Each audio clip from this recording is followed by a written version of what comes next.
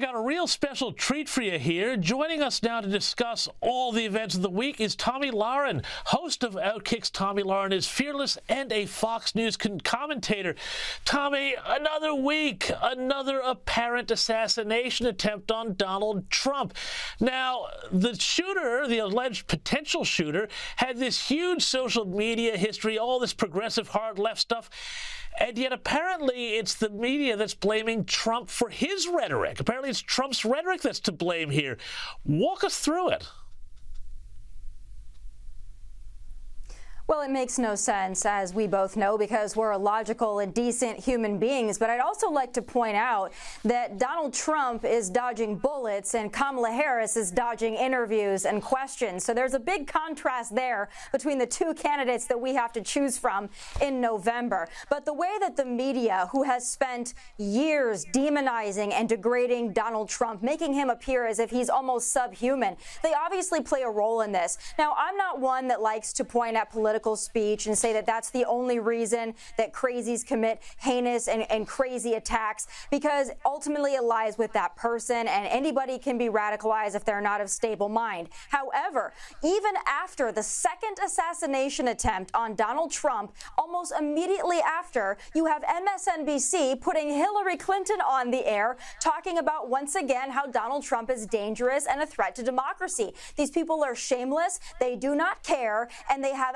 absolutely zero regret for what they've caused and what they've done. They will win at all costs, and I think that's become abundantly clear. Well, Tomi, you know, it's not just MSNBC here. Look at this CNN freakout when somebody suggested on this panel show that somehow, you know, the Democrats maybe ought to stop calling Trump this existential threat to democracy. Have a look at this. He'll be a dictator. Those were his words. There'll be a bloodbath. There'll be a bloodbath. That there would be a bloodbath. He wants to terminate the U.S. Constitution. She didn't say that there would be. The first thing she said, which was true, and the second thing she would have said. It is said by every Democrat working for or around her campaign every day on this network and every other one. Tomi, it's like they put all this stuff out there every single day, and then when they get called on it, well, how's that for hypocrisy? They lose their minds. Well, of course, because they don't like to look within and look at the problem that they've created. But then they often like to talk about rhetoric, and they often like to talk about the things that Donald Trump says that inflames them and ruffles their feathers. But let's be honest, they would much rather talk about Donald Trump being a threat to democracy. In fact, they would much rather talk about a second assassination attempt on Donald Trump than have to talk about the issues that the American people care about. They would much rather focus on scandal and controversy than talk about Kamala Harris and her policies or her lack thereof. That's why you see all these panel shows talking about it, because they would much rather spend their time, even if they're in some ways complicit in it, talking about that rather than the issues, because they cannot win on the issues. Hey, speaking of Kamala Harris, I'm glad you brought this up in her rhetoric, because she participated in an official interview. I know, right? Sitting down with the National Association of Black Journalists. And have a look at this. She stuck to the same old word salad. Why is joy important to you to insert into this election? And what do you make of Republicans using that as a way to suggest that you're not a serious candidate? Well, sometimes I think, and I'll say to whoever the young people are who are watching this, there's sometimes when your adversaries will try and turn your strength into a weakness. Don't you let them. Don't you let them.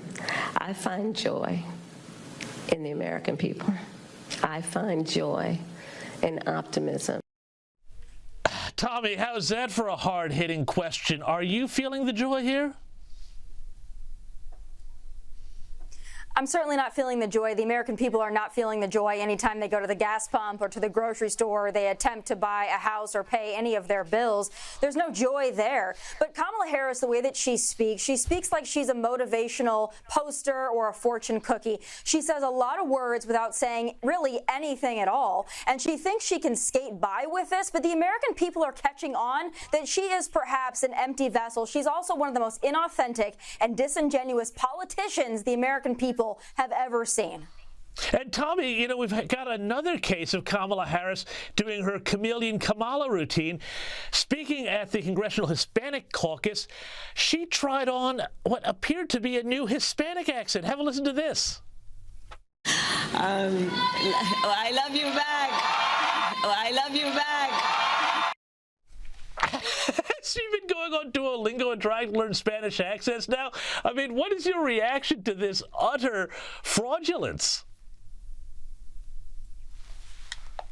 We haven't had a lot of policy positions from Kamala Harris, really no true formal sit-down interviews, at least ones with hard-hitting questions. But what we get from Kamala is several different accents. So it's amazing that she can debut all these different accents at different rallies and different events that she goes to pretty much celebrate herself, but then not actually talk about any policy positions. Listen, I don't care what accent she has. I would like to hear why she's changed her position on fracking, on mandatory gun buybacks, on electric vehicle mandates. I don't care what accent she uses or even what language. I'd just like to hear from Kamala Harris what she plans to do to this country so that the American people can vote accordingly. Well, I think we know, Tommy, and it's all those positions that she had back in 2019 that somehow magically changed in 2020 and 2024. But also, you know, this I think is really fascinating what's going on here. The terror of the left in America of free speech because it, you know, hurts them.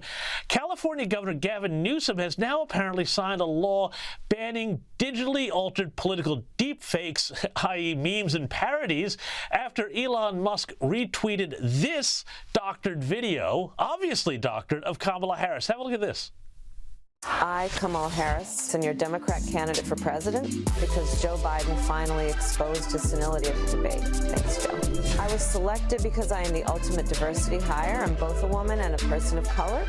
So if you criticize anything I say, you're both sexist and racist.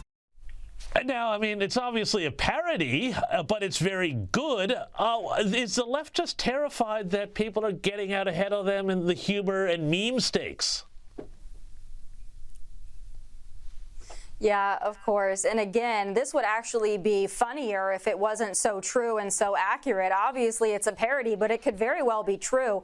Couple things on this point. I lived in California for several years. Luckily, I do not anymore. But anybody who has any knowledge of California knows that it's essentially a failed state. Fifth largest economy in the world, running a huge budget deficit, homeless population, illegal immigrant population through the roof. It's unaffordable for most middle-class Californians. And yet their governor chooses to prioritize deep fake parody videos on social media. I mean, the priorities here for a failed state are so wild to me. It's almost funny, again, if it weren't so accurate and so true. But, you know, on the flip side of this, these social media companies, they have censored conservatives, and we have a lot of evidence of them doing that, censoring Hunter Biden laptops, censoring COVID information. But now Gavin Newsom's upset because there's deep fake parody videos going on. So excuse me, I'm not going to fall for the faux outrage here. Apply it evenly or don't apply it at all, Gavin. Hey, finally, Tommy, the endorsement from Taylor Swift for Kamala Harris may not have worked so well for her as the polls are showing, that it may have turned more voters from Harris than it attracted. What do you reckon? Was this a big misfire? Well, I don't think any of us were confused as to where Taylor Swift was sitting politically. I think most of us probably assumed that she was going to vote for Kamala. It was a very well-timed out post with the cat, obviously coordinated long before the day or the time of. So that's obvious to all of us. But I'll tell you this, I don't underestimate it for this reason. Even if these people are not supporting Kamala in polls, she did get a lot of people to register to vote. And if she's getting Gen Z out there registered to vote, they might actually show up and vote. And if they're only taking their policy positions from someone like a Taylor Swift or a Beyonce, yeah, that is a little concerning to me. Nothing we can do about it. I don't think we need to disparage Taylor Swift. She has every ability to endorse whoever she wants. I would just hope that the young people would be smart enough to do their own research. Don't just fall for a cheesy cat post on Instagram after a debate. Do a little more homework before you cast that vote. Fantastic stuff, Tomi Lahren. Thank you so much for your time.